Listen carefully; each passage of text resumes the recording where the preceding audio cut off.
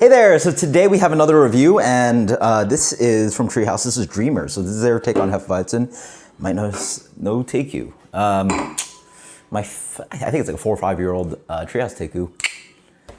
Finally RIP'd. Had the baby around, knocked it down, so it happens. It is what it is. It's not a one-off Teku or anything.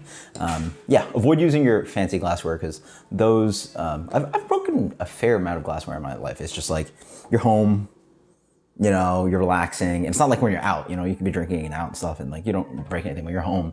You know, just things are a little bit more relaxed and all of a sudden like, you know, an arm flies here, a leg flies there, and then like pay a little less attention, but obviously things can break, so be careful with the glassware, but I'll get another one.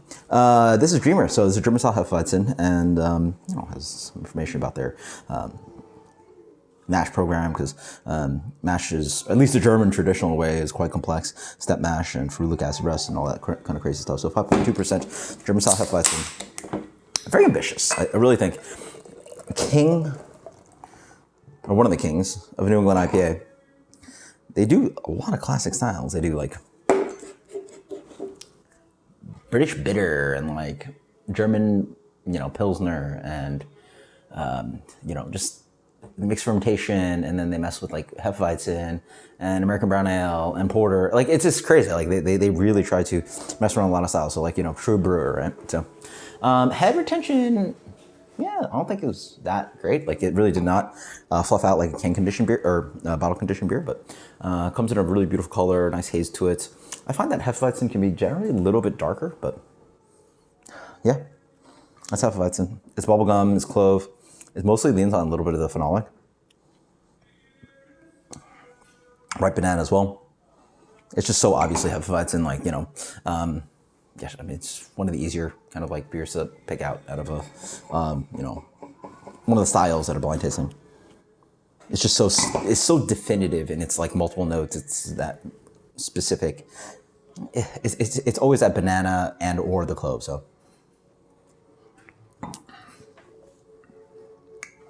quite nice, a little sweetness in there. But for me, here, let's get another one. For me, part of the important thing about Hefeweizen is that creamy mouthfeel and really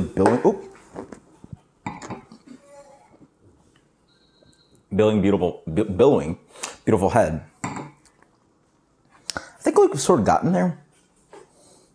Yeah, maybe I just need to pour it in a different glass, because now that's sort of what I sort of expect out of the style, right?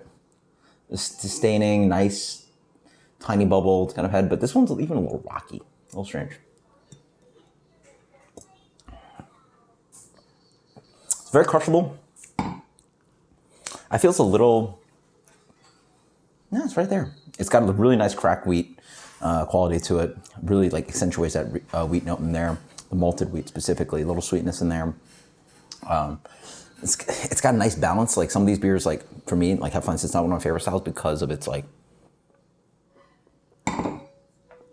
combination of like too much clove.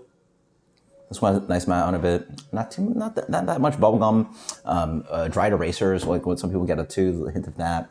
A little bit of banana here. A really nice, tasty, balanced Hefeweizen. Yeah, it's a crusher. It's a killer. If I had a proper like German Vass and I could pour it like real heavy, sort of get everything out of it, I feel like maybe I get the sensation, but something about the head is a little rocky and doesn't have the sensation or the creaminess. Really, one of the things about this style is just that really like fluffy quality to the beer. That's when the beer really shines. You know, you pour it in that Weihenstephan, that's like oversized glass. Like that glass they poured as like a 16-ounce pour. That glass can fit 20, 22 ounces, something ridiculous like that. So big glass and like just beautiful, fluffy, tight head. And it's almost like a crema on top, like a cappuccino latte kind of crema. And that kind of sensation. And it's such a hard thing to like replicate, right? And like, no, I'm not quite sure we have that there. But flavor-wise, I think it's really tight. Like it really has those pretty notes in here.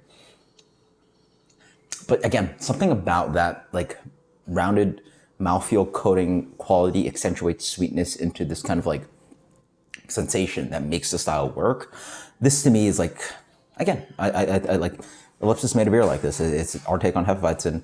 it just doesn't have this sensation and sensory kind of like attack that bottle conditioned yeasty Hefeweizen ends up having. But it's still tasty as hell, right? If anything, this is like way tasty.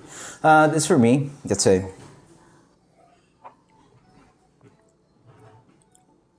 full blind, this beer is delicious, but like in the world of knowing what Hefeweizen has behind it, it's a little bit different. But man, the flavor on this is killer. I do really like this beer. It's hard.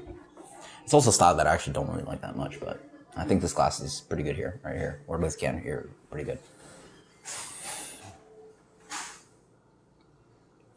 89. 89. I'm trying to be like a little bit more harsh with my ratings. 89, that is Dreamer from Treehouse. Until next time, guys, cheers, German style Hefeweizen. RIP, Teku, later.